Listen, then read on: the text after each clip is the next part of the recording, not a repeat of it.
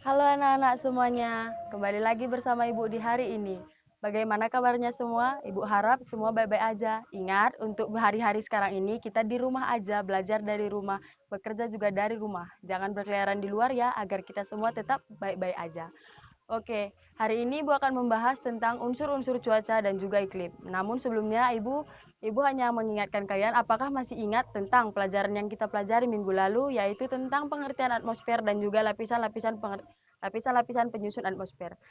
Untuk sekadar mengingatkan, Ibu akan mengingatkan kembali lapisan-lapisan atmosfer itu, yaitu troposfer, stratosfer, mesosfer, termosfer, dan juga eksosfer. Ibu harap kalian semua tetap mengingat unsur-unsur ini karena ini semua adalah lapisan-lapisan yang penting bagi atmosfer. Nah, langsung saja kita akan membahas tentang unsur-unsur penyusun dari cuaca dan juga iklim. Namun sebelumnya kita harus mengetahui apakah itu cuaca dan apakah itu. Nah, sebelum Ibu membahas tentang apa aja itu unsur-unsur cuaca dan iklim, sebelumnya kita harus mengetahui apa itu cuaca dan apa itu iklim. Anak-anak, apakah ada yang sudah tahu mengenai apa itu cuaca? Nah, Ibu harap setelah ini kalian akan memahami apa itu cuaca. Cuaca merupakan perubahan suhu pada suatu tempat ataupun daerah yang berlangsung secara cepat dan mencakup wilayah yang tidak luas. Contohnya itu seperti saat ini, di tempat Ibu melakukan rekaman ini, cuaca sedang panas dan juga sedikit berangin. Nanti sore bisa saja berubah menjadi hujan. Nah, perubahan yang cepat inilah yang disebut sebagai cuaca. Sedangkan iklim merupakan perubahan suhu yang terjadi pada wilayah yang luas dan juga membutuhkan waktu yang lama. Nah, contohnya itu seperti pergantian musim. Pergantian musim itu membutuhkan waktu kurang lebih 6 bulan lamanya, yaitu perubahan dari musim kemarau ke musim hujan itu membutuhkan waktu yang lama dan juga mencakup wilayah yang luas. Baiklah anak-anak, sekarang langsung saja setelah kita membahas pengertian iklim dan cuaca, kita langsung membahas unsur-unsur cuaca dan juga iklim. Nah, unsur-unsur cuaca dan juga iklim ini yang pertama adalah penyinaran matahari. Kita semua pasti merasakan bagaimana rasanya disinari matahari. Pagi-pagi itu rasanya pasti hangat dan juga enak. Enak di badan kita dan juga terasa menyegarkan. Sedangkan siang hari ketika kita keluar rumah rasanya itu akan sangat panas. Hal ini dipengaruhi oleh sudut datangnya matahari. Ketika pagi, sudut datangnya matahari itu hanya sedikit, sehingga ketika kita terkena cahaya matahari itu rasanya tidak terlalu panas. Sedangkan siang hari, apalagi ketika kita keluar di antara jam 12 ataupun jam 1 siang, maka matahari tepat berada di atas kepala kita dan itu sinarnya 2 kali lebih panas daripada yang kita terima pada pagi hari. Nah, penyinaran matahari ini sangatlah merupakan unsur yang sangat mempengaruhi pada cuaca dan juga iklim. Namun penyinaran matahari ini dipengaruhi oleh awan, apalagi awan yang besar yang bisa menghasilkan hujan.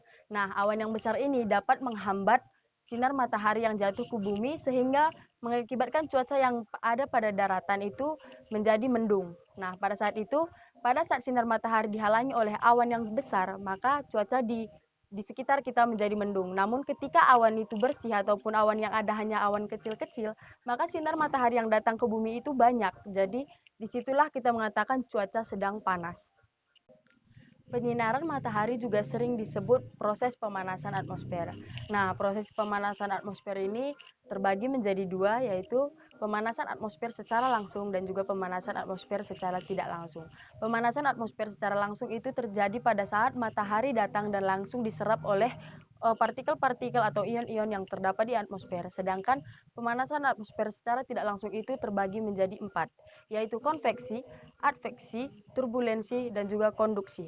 Konveksi merupakan pergerakan dari udara yang bergerak secara horizontal. Hal ini mengakibatkan ketika kita berada di garis ekuator, maka udara akan terasa panas. Sedangkan ketika kita berada di kutub, maka udara akan terasa dingin.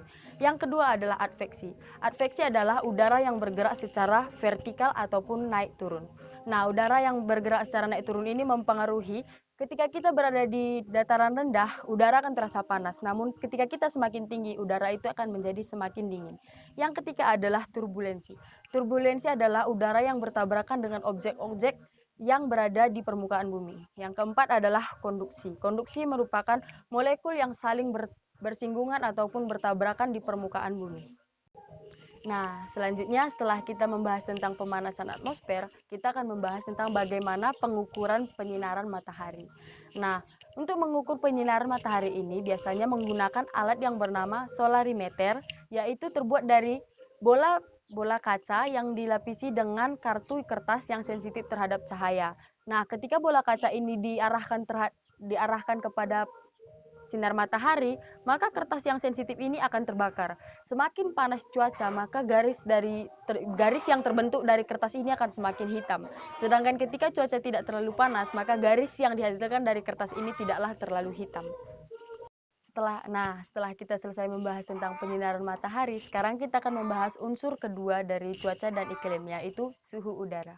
Terjadinya penyinaran yang dilakukan oleh matahari pada unsur pertama tadi mengakibatkan terjadinya meningkatnya suhu udara. Nah, suhu udara ini sendiri merupakan tingkat panas ataupun dingin dari atmosfer. Namun, suhu udara di setiap tempat dan setiap waktu itu berbeda-beda, karena tingkat penyinaran matahari itu juga berbeda-beda pada suatu tempat dan juga suatu waktu. Nah, perbedaan ini dapat kita rasakan sendiri ketika kita berada di dataran rendah, di mana matahari menyinari lebih kuat, di situ cuaca akan terasa lebih panas. Sedangkan ketika kita ke dataran tinggi, banyak pohon-pohon dan juga awan lebih banyak, nah, sinar matahari terhalang oleh awan sehingga cuaca terasa lebih dingin. Nah, inilah yang mengakibatkan terjadinya perbedaan suhu udara di setiap tempat dan juga setiap waktu. Selanjutnya, kita akan membahas tentang faktor-faktor yang mempengaruhi suhu udara. Nah, tadi Ibu sudah mengatakan bahwa suhu udara di suatu tempat itu dipengaruhi oleh tergantung pada penyinaran yang juga berbeda-beda dari matahari. Namun pada umumnya suhu udara ini terbagi dua, yaitu suhu udara horizontal dan juga suhu udara vertikal. Nah, suhu udara horizontal ini merupakan suhu yang dia bergerak secara horizontal ataupun dari kanan ke kiri. Hal ini dapat kita lihat suhu lebih tinggi ketika kita berada di garis ekuator, sedangkan suhu akan terasa lebih rendah ataupun lebih dingin ketika kita berada di kutub. Nah, hal ini dapat dilihat dari penyinaran matahari. Nah, garis ekuator merupakan garis yang paling banyak mendapat sinar matahari, sedangkan kutub merupakan daerah yang paling sedikit mendapatkan sinar matahari, sehingga suhu dari kedua tempat ini juga sangat berbeda, yaitu pada garis ekuator itu terasa lebih panas dan pada kutub itu terasa lebih dingin. Yang selanjutnya itu adalah suhu udara horizontal. Suhu udara horizontal ataupun yang bergerak naik turun. Nah, ini dapat kita lihat ketika kita berada di dataran rendah, maka suhu akan terasa lebih panas daripada ketika kita berada di dataran tinggi. Hal ini tetap dipengaruhi oleh penyinaran yang dilakukan matahari. Contohnya ketika kita berada di dataran rendah, awan yang ada di dataran rendah itu sedikit, sehingga sinar matahari dapat langsung ke daerah yang dataran rendah.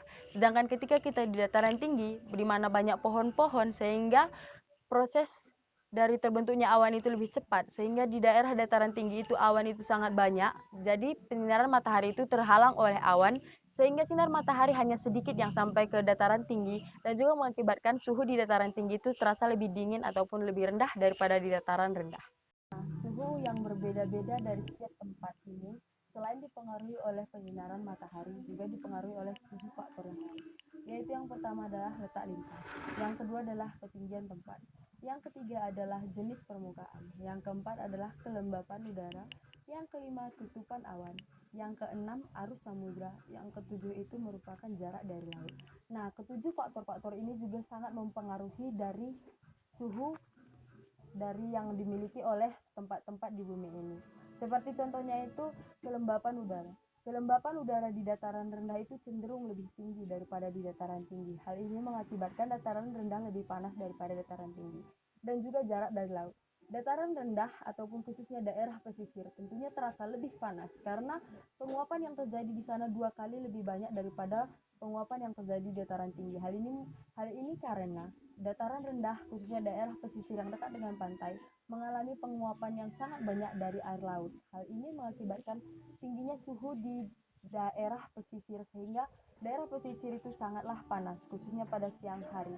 Sedangkan pada dataran tinggi yang memiliki banyak awan di atasnya itu, sehingga mengakibatkan penyinaran matahari itu kurang, dan juga jarak yang jauh dari laut itu mengakibatkan suhu yang dimiliki dataran tinggi itu cenderung lebih rendah ataupun lebih dingin daripada dataran rendah yang dekat dengan laut. Nah, selanjutnya kita akan mempelajari tentang pengukuran suhu udara. Pengukuran suhu udara ini dilakukan dengan menggunakan alat berupa termometer. Namun bukan seperti termometer pada umumnya yang digunakan untuk mengukur panas badan, namun termometer yang digunakan untuk mengukur suhu udara yaitu termometer SIX ataupun termometer yang berbentuk U.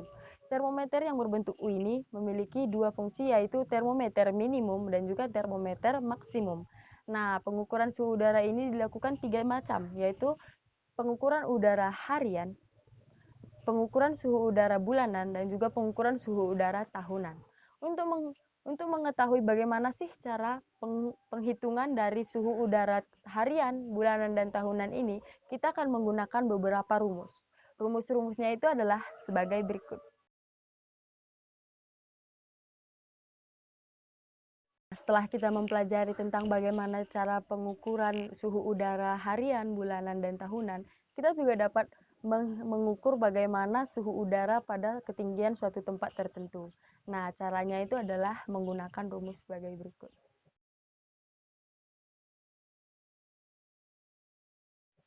Nah, demikian dulu materi yang dapat Ibu berikan hari ini. Untuk hari ini kita masih membahas dua unsur dari iklim dan cuaca. Pertemuan minggu depan kita akan membahas 4 yang tersisa dari unsur iklim dan cuaca. Untuk tugas dari minggu ini, Ibu menugaskan kalian untuk membuat beberapa soal ataupun contoh soal dari rumus-rumus yang telah diberikan sebelumnya. Nah, Ibu harap kalian dapat mengerjakannya dengan baik ya. Dan juga jangan lupa untuk selalu jaga kesehatan, banyak minum air hangat, dan juga tetap di rumah agar kita semua sehat. Sampai ketemu lagi di minggu depan. Dadah.